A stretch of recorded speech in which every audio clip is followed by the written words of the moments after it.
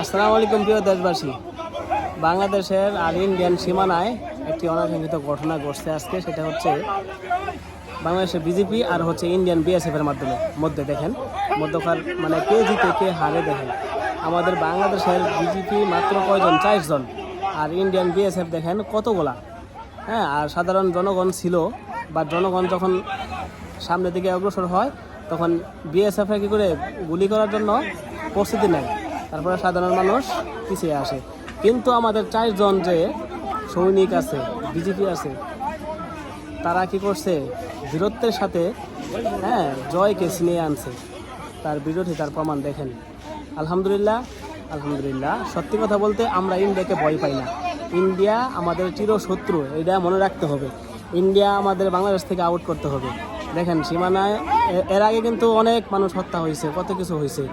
BJP কিন্তু কোনো কথা বলতে পারে না, কারণ স্বৈরশাসক ছিল। এখন আলহামদুলিল্লাহ আমাদের স্বাধীন বাংলাদেশ, ইন্ডিয়াকে আমরা ভয় পাচ্ছি না। ইন্ডিয়া থেকে আমরা বিজয় কী করছি, ছিনিয়ে নিয়ে আসছি।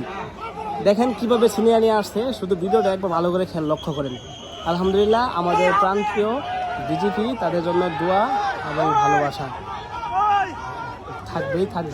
এবং আমরা ইন্ডিয়াকে ভয় পাচ্ছি না, এর আগে থেকেও বলছি, এখনও বলছি, বাংলাদেশ উইন হবে, জিতবে। বাংলাদেশ জিতে গেছে, ইন্ডিয়া লস। দেখেন ভিডিওটি তার প্রমাণ। Diabari metro rail station.